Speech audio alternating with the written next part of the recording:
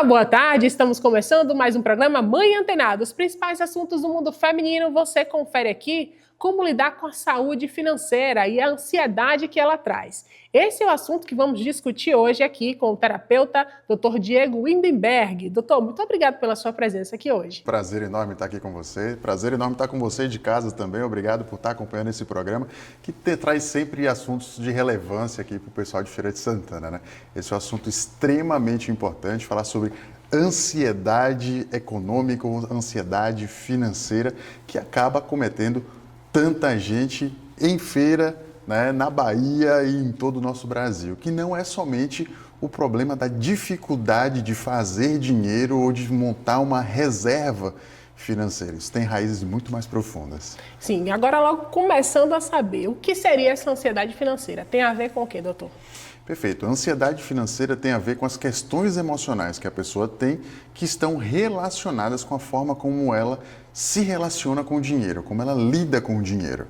Muitas vezes traz aí um histórico familiar, sim, de escassez, de comparação, de não merecimento, né? E esse histórico familiar acaba sendo descontado no dinheiro, seja ali com uma dificuldade de fazer aquele dinheiro, ou seja, uma pessoa se sente incapaz ou ela se sente menos competente, né, para realizar uma atividade de função e de fato fazer o dinheiro dela, ou de encontrar soluções para resolver uma determinada situação que ela esteja passando. Sim. Né? Dentro de tudo isso, você ainda tem ali a questão do merecimento, né, e das situações de escassez, né, que ela acha, poxa, eu não mereço ter uma vida financeira melhor, mais próspera, e tudo isso está relacionado com o emocional dela. Então perceba que a ansiedade financeira não tem a ver com a falta do dinheiro exatamente, mas tem a ver com a forma como a pessoa se relaciona com o dinheiro. Sim.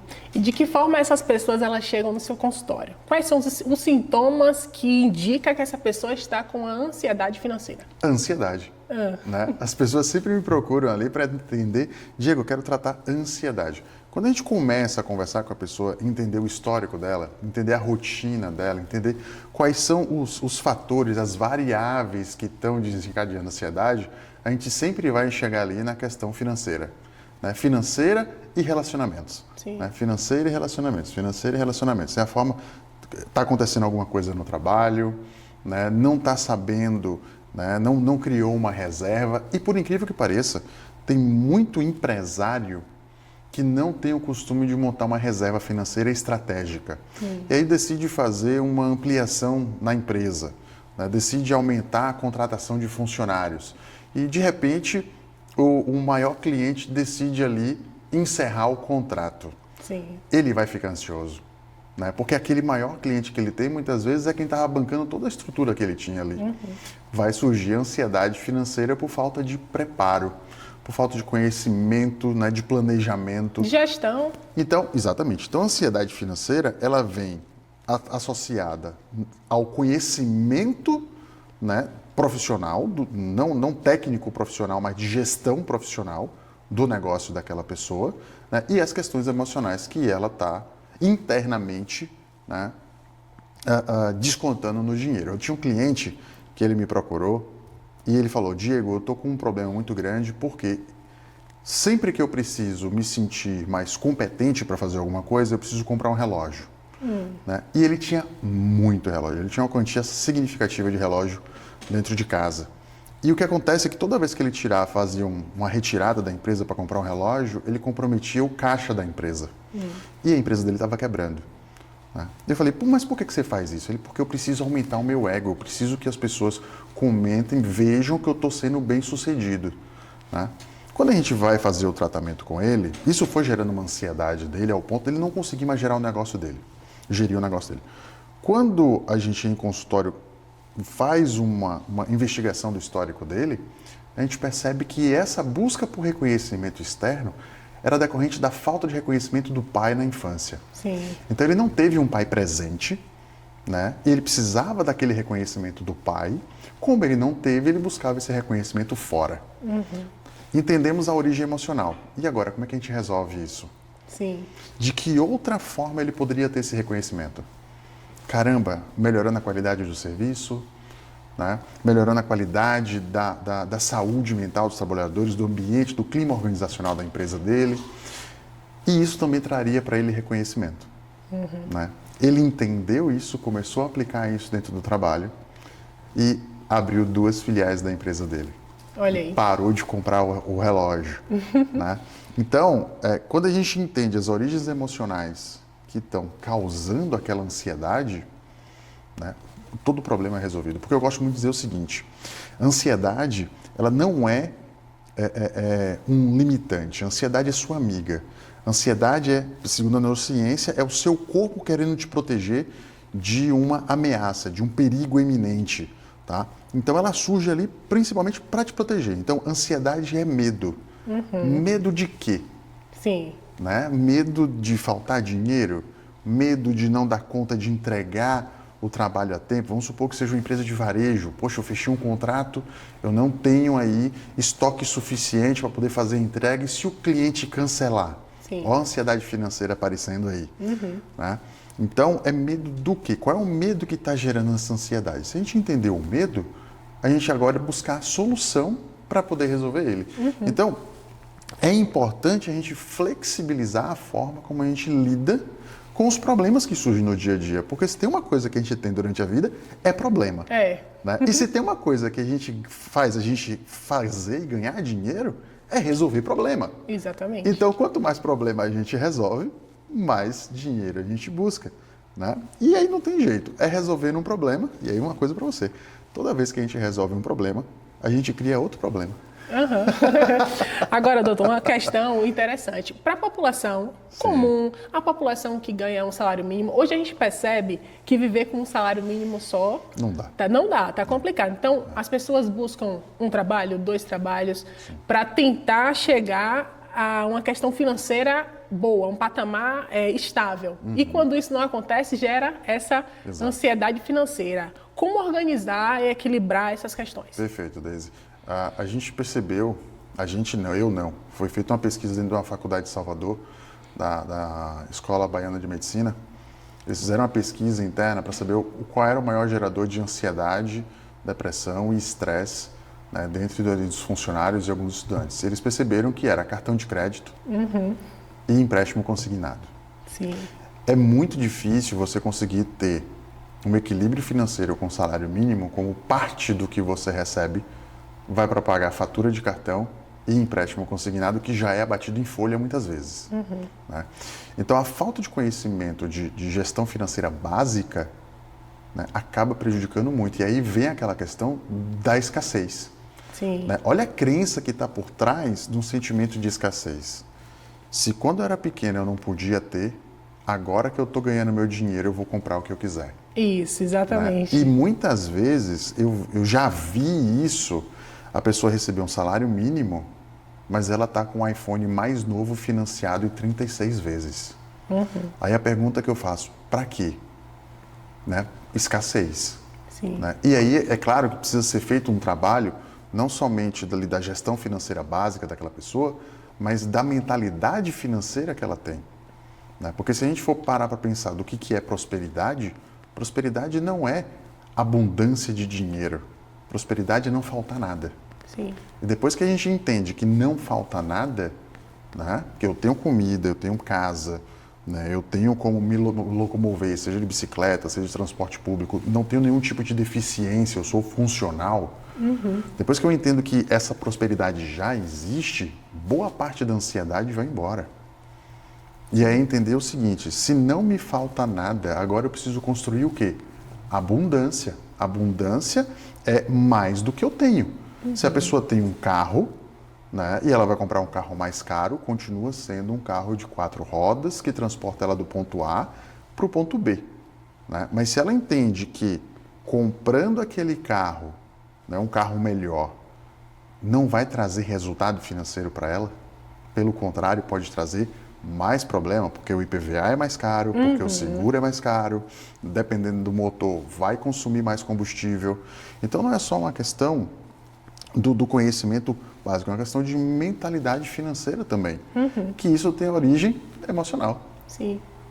Agora, a gente consegue, o senhor acredita que essa educação financeira, ela deve começar já nos primeiros anos de vida? Sim. Já a criancinha é muito pequena. Sim. E organizando para evitar uma ansiedade financeira no futuro? Sim, deve começar desde pequeno. A questão é que já começa desde pequeno, mas começa do jeito errado. Sim. Né? Começa como? Você tem que arrumar um emprego, porque é seguro para ganhar seu salário, ou seja, não é motivado o empreendedorismo, né? Não é motivado a abrir o próprio negócio. Desde pequeno dizem que a criança não pode trabalhar.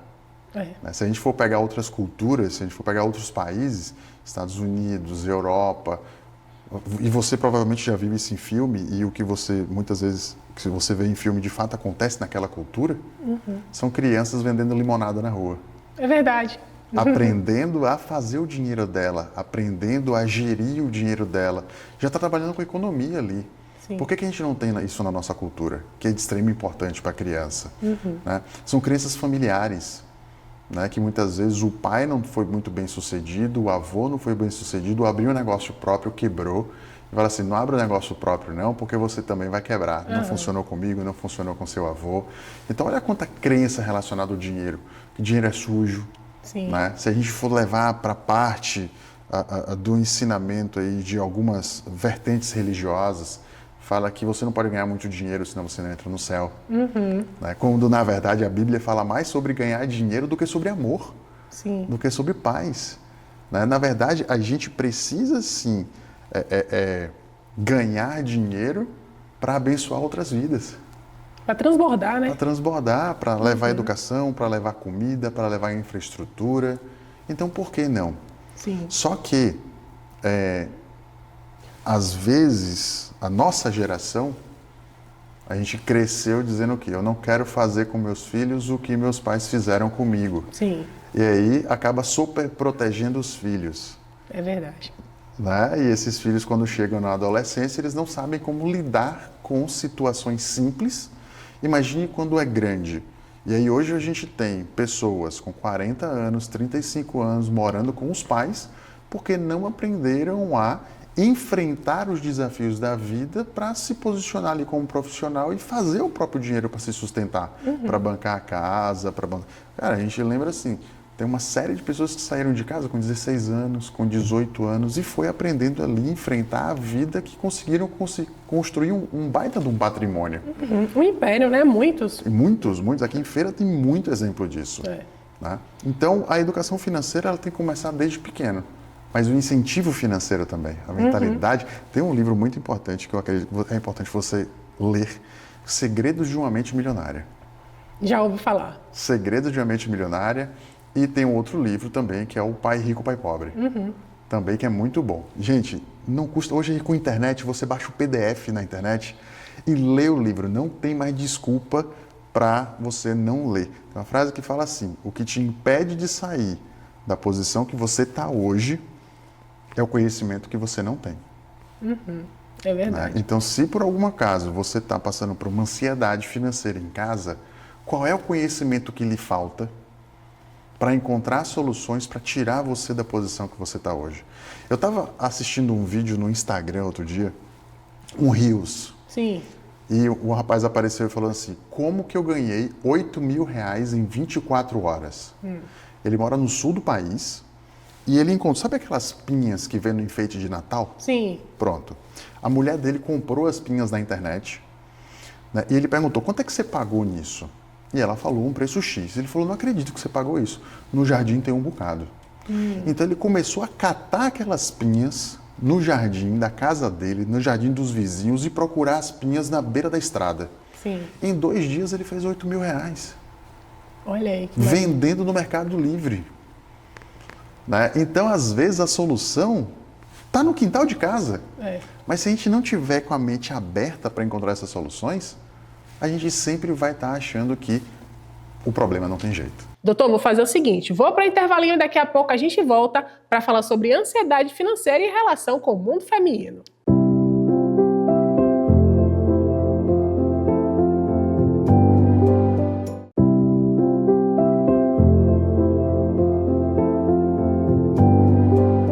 Estamos de volta volta aqui com o nosso programa Mãe Antenada para saber do doutor o seguinte. Doutor, ansiedade financeira e o mundo feminino, o que é que isso tem de relação? Eu não sei se você sabe, Deise, mas o termo economia vem do grego oikos nomia, que é gestão do lar. Economia é do grego gestão do lar. Sim. Se a gente for pegar historicamente, vamos voltar 500 anos, vamos voltar 800 anos atrás, quando um rei saía para a batalha, quem cuidava das riquezas de casa? A rainha. A rainha? Sim. Então a mulher sempre teve uma íntima relação com o dinheiro. Uma mulher bem, como é que eu posso dizer assim, firmada no emocional, com suas questões emocionais em relação a pai e mãe bem resolvida, ela enriquece sozinha e enriquece qualquer homem que esteja do lado dela. Sim. Porque é natural da mulher multiplicar o dinheiro. Historicamente sempre foi assim, né? Energeticamente é assim e espiritualmente é assim. A mulher multiplica, o homem executa. Né? É aquela história que a mulher sabe, ela edifica o lar. Exatamente, exatamente. Sim. E se você observar, já que você trouxe aí Provérbios 31, sim, né? Você vai encontrar ali que a mulher ela também sabe enxergar oportunidades que o homem não sabe enxergar. Né? Então, às vezes, o que falta é ela acreditar no potencial dela e, às vezes, falta ela parar, de fato, para observar essas oportunidades que estão surgindo. Porque aí vem a crença. Quando a esmola demais, o santo desconfia. Sim. Não é possível que essa oportunidade está tão fácil aqui na minha frente e não tem ninguém vendo isso. Às vezes não tem. Às vezes não tem. Como o homem ele tem uma característica de executar, de estar sempre indo em frente, é a mulher que tem a visão periférica para perceber o que está acontecendo ao redor. A mulher tem ali o sexto sentido, né? Ela começa a perceber, chegou uma pessoa e fala, já bateu, não bateu o santo. Sim. Ela fala, não gostei dessa pessoa. Como é que você não gostou? Você nem conversou com ela? Não precisa, a energia dela não bateu. E não precisa. É verdade. Então, quando a mulher, ela pratica ali o estado de presença, né? Quando a mulher tem um hábito de meditar, de olhar para ela, de confiar na intuição dela, ela consegue prosperar financeiramente, ela consegue crescer profissionalmente, ela consegue fazer com que o marido prospere também, financeiramente e profissionalmente, sem precisar aumentar a força física dela e a energia masculina dela para conquistar qualquer coisa. A mulher não precisa de força para fazer dinheiro. Sim. Ela já tem naturalmente a leveza que atrai o dinheiro para a vida dela. Entendi. Interessantíssimo. Não é? Muito. A gente passa aqui o dia todo falando sobre isso. Doutor, a gente falou sobre essa questão financeira da mulher e o nome economia, que é exatamente a economia do lar. Então, a mulher ali também envolvida nisso. Para a vida familiar, para a vida do casal, o quanto isso é importante, o quanto isso balanceia o papel de cada um nesse sentido? É extremamente importante, Deise, porque a mulher ela tem um papel de pilar emocional dentro do relacionamento. Sim. E o homem ele tem um papel de pilar de trabalho, de execução. Eu não estou tirando ali que a mulher não tenha que trabalhar, não, ela tem que trabalhar porque ela tem que ter o dinheiro dela. Né? Mas quando a gente está falando ali de estrutura familiar, né, a mulher é o pilar emocional e o homem é o pilar estrutural, de proteção, de prover, né, de trabalho. Né? Se a gente for pegar ali na Bíblia, né, a mulher ela tem essa energia de empreendedorismo, ela enxerga oportunidades, ela ganha o dinheiro dela e aplicar para ela. Né? E dentro disso tudo, ela ainda promove o marido para que o marido feche negócios, né, ao redor da cidade para que a família dela prospere junto. Sim. Perceba que essa mulher, ela não faz propaganda do marido para outras mulheres. Mas ela diz, poxa, o seu marido está passando por um problema, pede para ele conversar com o meu, que o meu tem como resolver. Sim. E olha o negócio acontecendo, olha a prosperidade acontecendo aí. Né? Quando a gente traz para dentro da relação, é um equilíbrio. Né? A mulher ela precisa sim ter o trabalho dela, ela precisa sim ganhar o dinheiro dela, mas quando ela entra numa energia de competição com o homem, né, o relacionamento, por exemplo, começa a ter ali conflitos internos de quem é que ganha mais dinheiro. Sim. E isso tem uma origem emocional. Isso gera ansiedade financeira nos dois e no relacionamento. E aí começa a haver agora uma disputa. Né? E isso, infelizmente, não pode acontecer. O que acontece muito, que a gente observa hoje, é a mulher trazendo também, sendo provedora financeiramente, juntamente com o marido. Certo. O que é que o senhor acha disso?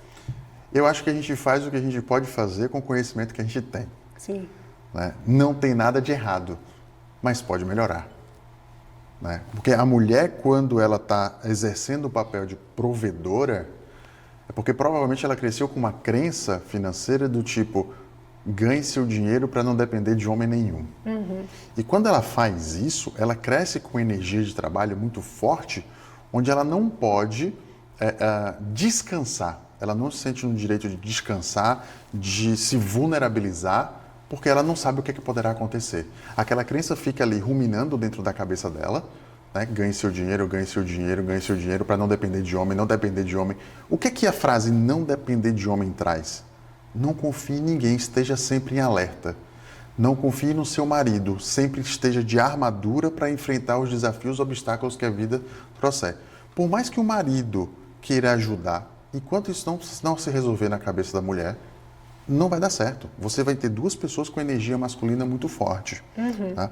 E aí o que acontece? Para não haver essa competição e manter a saúde do relacionamento, o homem, de forma inconsciente, né, sem saber o que está fazendo, começa a elevar a energia feminina dele para não ter conflito dentro de casa. Sim. E aí você tem um cara agora que com energia masculina feminina mais elevada, né, ele perde aquela capacidade de enfrentamento, de ir para a batalha. E aí, minha amiga, a gente entra em outro programa aqui né, na TV Feira para você, porque é um assunto que não acaba nunca. Doutor, como é que trata essa questão da ansiedade financeira? A gente trata entendendo qual é o conhecimento que a pessoa tem para resolver a questão financeira prática dela, profissional, né, o controle de caixa e as questões emocionais. Uhum. Né? O que leva ela a como ela se relacionar com o dinheiro. Tá? Então, as crenças. Essa é uma crença. Você não pode depender de homem nenhum. Você tem que ganhar seu dinheiro para não depender de homem nenhum. Sim. Isso é uma crença. Né? Nasci pobre, vou crescer pobre. É outra crença. Né? O rico não entra no reino dos céus. É mais fácil um camelo entrar pelo buraco de uma agulha do que o rico entrar no... Isso é outra crença. Né? Isso não é para mim. É outra crença. Então, a gente precisa trabalhar essa mentalidade, essas crenças, e muitas vezes a gente acaba mantendo uma crença financeira na nossa vida para ser leal aos nossos pais, para ser leal aos nossos avós. Só que tem muita lealdade que prejudica e impede com que você, de fato, construa aí uma estrutura para você ter uma estabilidade financeira. Sim. Então, a gente trata desses dois pilares. Né? Dentro de um processo de terapia, de autoconhecimento, a gente precisa entender quais são as fragilidades que existem nesses dois pilares, né, e trabalhar. Né? A gente sabe que o dinheiro ele não é a coisa mais importante do mundo, mas ele é o pilar principal que sustenta a vida. Se a pessoa não ganha o dinheiro, ela precisa de alguém que vá sustentar ela. Né? E aí, muitas vezes, quando isso acontece, a pessoa já perdeu a dignidade. Entendi. Entendeu? Então, são dois pilares que fazem a fundação da vida ali. O pilar financeiro como pilar principal e o pilar emocional, para a partir daí a gente conseguir construir ali a nossa casinha, né? Cuidar da saúde física, cuidar da saúde mental, relacional e espiritual, porque segundo a Organização Mundial de Saúde, saúde é o equilíbrio entre os pilares espiritual, social, físico, emocional e financeiro. Uhum. Não é um ou outro, é um equilíbrio central, entre os cinco. Uhum. Né? Então, financeiro é o pilar que sustenta tudo isso. Então, eu preciso entender quais são as minhas habilidades técnicas, profissionais, para resolver a situação que eu estou vivendo e quais são as minhas questões emocionais que estão impedindo que eu cresça aqui. Porque muitas vezes a pessoa está passando por um problema financeiro. Né? Se ela tem uma dependência emocional com alguém, ela não vai prosperar, porque emocionalmente ela está esperando que esse alguém venha resolver o problema dela. Uhum. Só que às vezes esse alguém já morreu. E aí como é que resolve? Aí dificulta. Você entendeu? Então, às vezes, a ansiedade financeira ela surge por uma dependência emocional de um terceiro. Que pode ser um pai, pode ser um avô, pode ser um professor, pode ser um ex-marido, uma ex-mulher, pode ser um filho.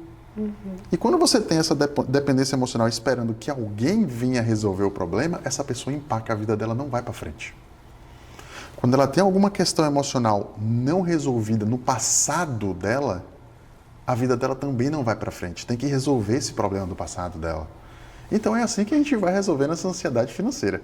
A ansiedade por si só, eu falei aqui que ansiedade é medo, só que existem várias, imagina que é uma mão, né? Ansiedade é a palma da mão. Sim. Existem várias variáveis ali relacionadas àquela ansiedade. Às vezes não é resolvendo uma coisa só. Às vezes a gente precisa mexer em várias áreas da vida para poder resolver essa ansiedade. A gente está em um período que já é final de ano, né? Dezembro, e acontece muito das pessoas terem essa ansiedade. Não está acabando, eu não consegui fazer o que eu queria, já é uma projeção já é projeções futuras. E existe muito essa questão, muita gente deixa de viver nesse período. Qual o conselho que o senhor dá para essas pessoas? Tem uma técnica que eu gosto muito, que é a técnica SMART. Né?